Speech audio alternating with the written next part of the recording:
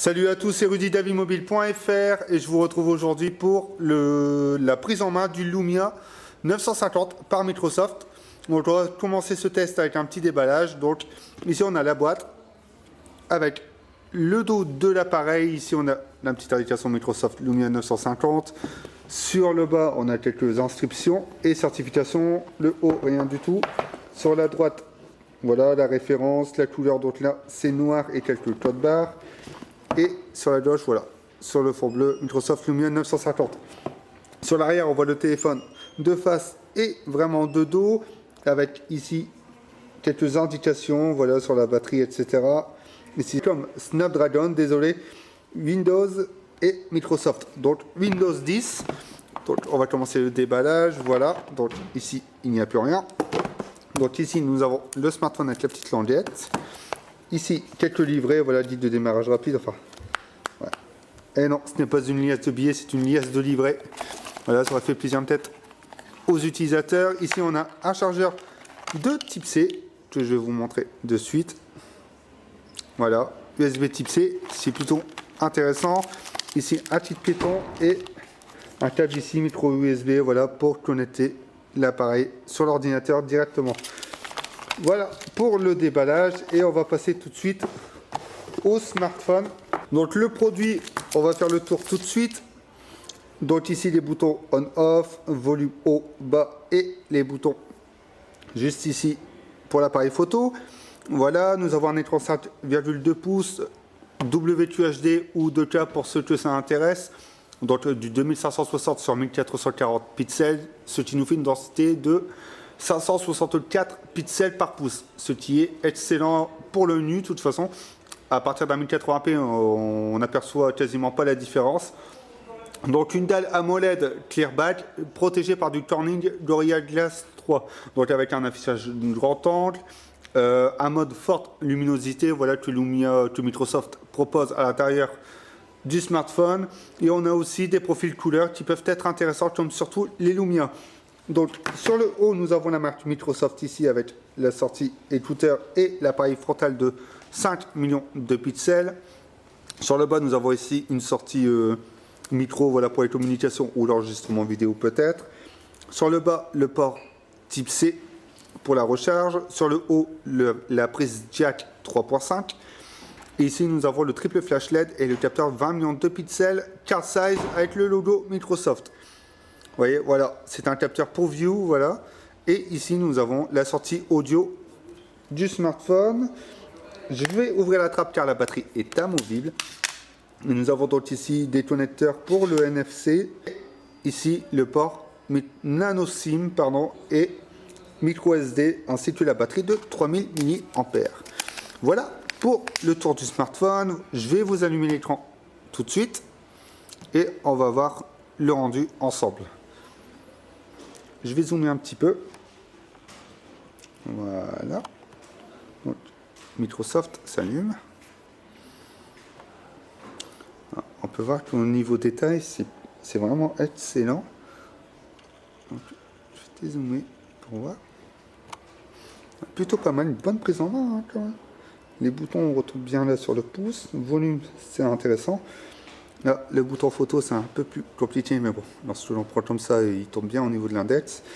Les doigts ne retournent pas au niveau du capteur, voilà, je ne le sens pas trop, on a une bonne prise. Là, c'est tranché, il y a un peu épais. Mais à première vue, non, c'est vraiment pas mal. Donc lui, la coque arrière va faire des traces de doigts, vous voyez. Je vais essayer de faire ça. Il fait un peu chaud, voilà, vos mains suent un petit peu, ça fait quelques traces. Donc pour la graisse, je pense que si vous avez les doigts huileux, la coque sera sûrement changée pour ne pas avoir cet effet dégueulasse. Et on voit ici les deux micros pour l'enregistrement vidéo. Donc nous aurons seulement ici les écouteurs pour la communication. Voilà pour le tour du produit. Pour les caractéristiques, nous avons donc du nano SIM, de la jack 3.5, de l'USB-C, du NFC, de la 4G aussi pour les connectiques réseau en catégorie 6. Et le DAS est à 0,48 watts par kilo, ce qui est plutôt bon dans l'ensemble. Caractéristiques écolo, donc pas de PVC, pas de des matériaux recyclés. Nous avons aussi On dit le processeur du Qualcomm Snapdragon 808, donc à 6 cœurs, cadencé à 1,8 MHz. C'était plutôt intéressant, voilà, ça me fait penser un peu au LG G4. Nous avons une batterie de 3000 mAh, une connectique donc pour la charge sans fil. Nous avons ici le petit écran, je ne sais pas si vous voyez, pour jeter un œil sur nos notifications, ce qui est intéressant. Et nous avons 32 Go de mémoire interne extensible via micro SD, juste 200 Go, 3 Go de RAM et le téléphone pèse 150 grammes. Voilà, c'était plutôt globalement bon dans l'ensemble, même si ça reste moyen au niveau des fiches techniques face au gamme chez Android. Donc Windows 10, qu'on va voir tout de suite, donc fermez la puce, voilà, cet effet de déverrouillage qui est plutôt intéressant, voilà, avec toujours le système de fond d'écran et de tuiles transparentes, donc ça change pas trop, on voit que les icônes ont été retravaillés. Donc, nous allons voir le clavier tout de suite, à quoi il ressemble, donc continuer, voilà, sûreté, annuler, donc voilà, quitter. Donc le clavier, voilà, toujours sobre avec... Ah ouais, d'accord. Donc ici, normalement, à quoi ça sert? Ok, c'est... Voilà. Donc on va essayer d'écrire bonjour. Voilà. Donc le slide fonctionne plutôt bien, le clavier est plutôt sympa. C'est assez fluide, voilà, comme vous pouvez voir, le scrolling est plutôt pas mal. Donc ici on a la petite main recherchée pour les applications. Lumia. Voilà, on va tout de suite s'intéresser aux paramètres, peut-être. Ce sera peut-être plus intéressant. Donc, où sont les paramètres? Ils sont ici.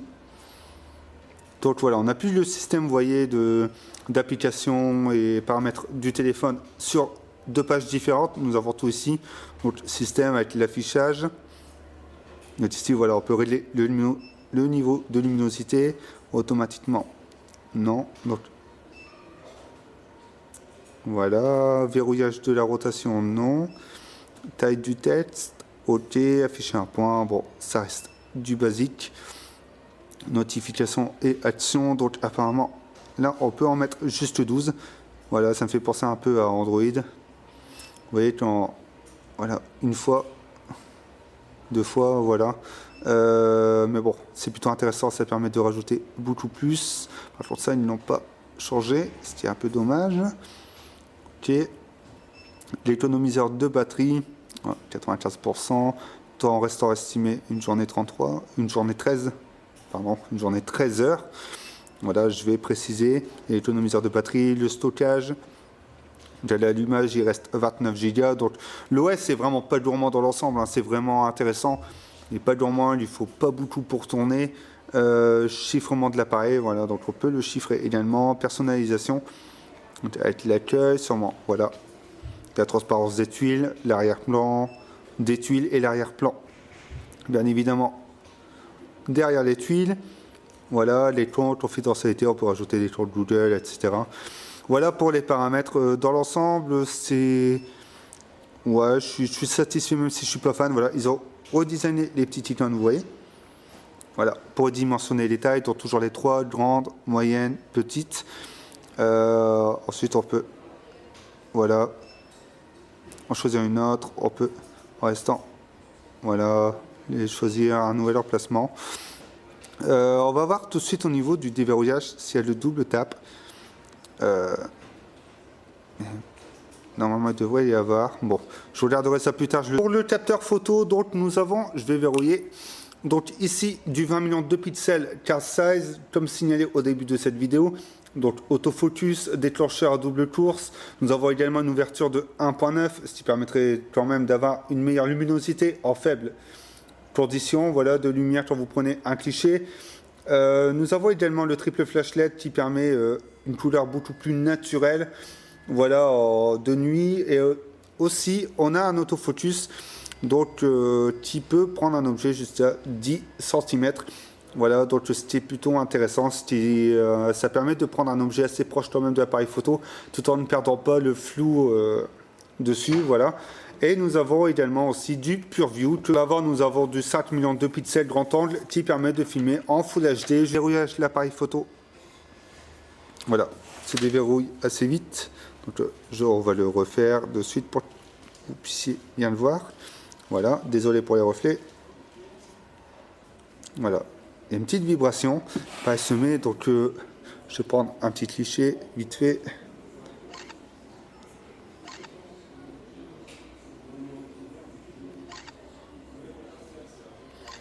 Voilà. Donc qu'est-ce que ça donne en intérieur? C'est plutôt pas mal. C'est jaune, mais je me demande si c'est pas l'écran. Je ne sais pas si vous voyez, mais ça fait vraiment jaune. Allez, là, vous le verrez pas à travers la caméra, mais il y a un rendu jaunâtre et c'est vraiment dérangeant. Ça me fait penser au dernier AMOLED du Galaxy S6. Vous voyez, vous avez on dirait une arrière-couleur, voilà, un jaune vraiment sombre. C'est vraiment dommage parce que ça n'abîme pas l'œil, ça c'est sûr. Mais j'ai tendance à préférer les écrans qui tirent plus vers le gris que sur le jaune. Et c'est vraiment dommage. J'ai été prendre des clichés dehors, voilà, il pleuvait, donc j'ai vraiment fait vite. Et on peut remarquer que voilà, l'appareil photo est plutôt bon dans l'ensemble. On a du détail. Je vous mettrai ça lors du test écrit. Vous voyez, on peut complètement, voilà, voir que c'est plutôt beau dans l'ensemble. L'écran est toujours jaunâtre, donc on a l'impression de ne pas prendre de bons clichés. Ici, on peut voir que sur l'appareil photo avant, c'est sympa aussi. La caméra est plutôt bonne. J'ai essayé de filmer en 4K. Apparemment, il y a des petites saccades. Je ne sais pas si vous allez le voir. Donc l'autofocus se fait assez rapidement. Voilà. Dans l'ensemble, c'est bon, mais vraiment dommage les petites saccades sur le 4K, donc sur l'écran. Donc ça veut dire que si vous filmez en 4K et que vous regardez ça sur votre écran, donc en 25 fps, il y aurait peut-être de petites saccades. Je ne sais pas si c'est normal ou pas, mais bon, si vous avez les mêmes problèmes, n'hésitez pas à le dire dans les commentaires. Mais globalement, l'appareil photo est plutôt pas mal et je sais que Lumia s'en sort très bien aussi en ce qui concerne les applications de personnalisation photo. Voilà. Ici, les contacts, donc remplacés par des petites bulles. Ouais, je fais ça, de petites bulles, ce qui est plutôt sympa, mais voilà, je ne sais pas si c'est gênant ou non. Voilà. Donnez votre avis, je sais qu'il n'y a pas de grand fan de Windows. Ensuite, là, on a les applications aussi opérateurs, car le téléphone vient d'un opérateur. Facebook, voilà, d'origine, l'alarme et horloge.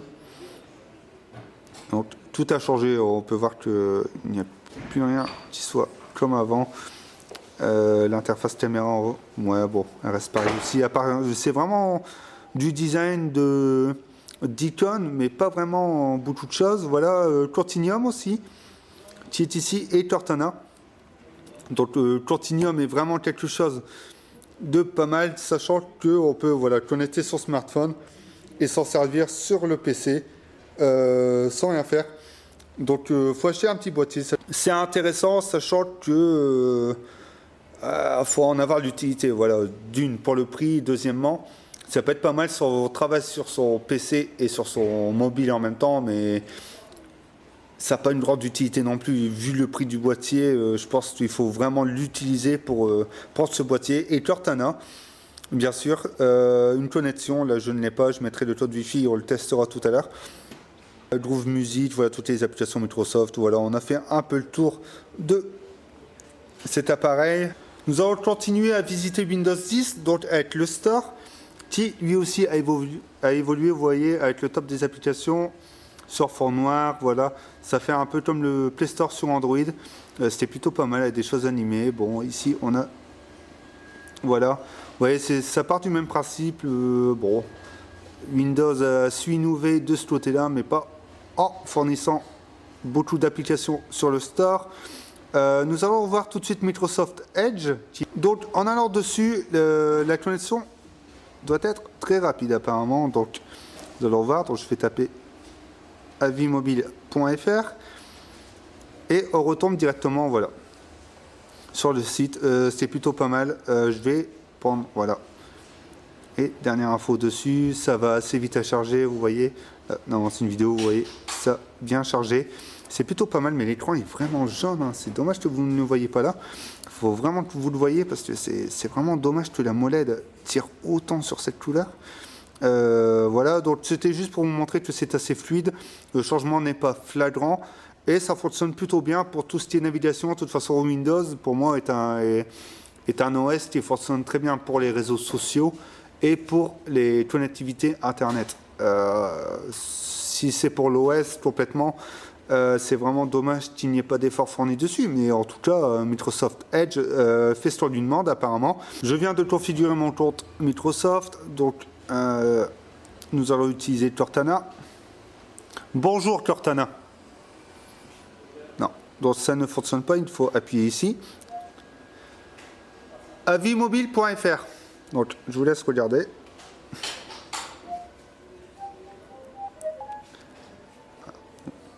Avismobile.fr. Donc vous pouvez remarquer que voilà, donc on va le rechercher manuellement, mais ça fonctionne plutôt bien. Donne-moi les prochains horaires de tramway. Donne-moi les prochains horaires de tramway. Le tramway, RATP, voilà. Horaire tramway Valenciennes. Horaire tramway Valenciennes. Voilà, Transville. Donc non, c'est Cortana dans l'ensemble, c'est réactif, voilà. Sauf les points, les virgules, peut-être à ne pas citer. Mais dans l'ensemble, c'est concluant, ça fonctionne bien, ça prend bien en considération. J'avais au moins 1 mètre avec le smartphone, donc pour vous dire que ça prend bien les sons ambiants. Forzo Hello également aussi qui permet voilà, de mettre le smartphone devant ses yeux et qui permet de déverrouiller le téléphone. Mon avis sur ce Lumia 950, c'est plutôt un bon produit. Voilà. On a un bon écran mais qui tire trop vers le jaune. On a 2 bons capteurs photo qui sont excellents, mais voilà, avec le 30 fps apparemment avec l'écran ça saccade un petit peu. Un produit qui fonctionne très bien, qui tourne très bien. Windows a été redesigné légèrement, ce qui lui donne un peu de fraîcheur. Donc globalement, Windows 10, je le conseille, comme j'avais dit, à des personnes qui cherchent un smartphone efficace en réseaux sociaux et également en navigation Internet. Mais pour ceux qui cherchent vraiment de la personnalisation, au final, Microsoft, c'est pas vraiment ce qu'il vous faut.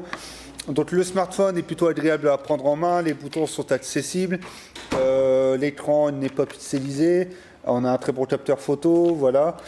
Cortana qui fonctionne. Non, globalement, mon avis, c'est que Si vous le possédez, n'hésitez pas à faire vos retours sur ce produit dans les commentaires. Et ceux qui veulent poser leurs questions, n'hésitez pas, je suis là pour y répondre. À bientôt pour un nouveau test.